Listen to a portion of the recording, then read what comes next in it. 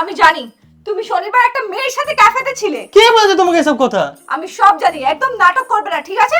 তুমি ক্যাফেতে গিয়েছিলে। আরে না, আমি রিকির সঙ্গে ছিলাম। রিকির সাথে ছিলে? হ্যাঁ। দাঁড়াও। Hello Ricky.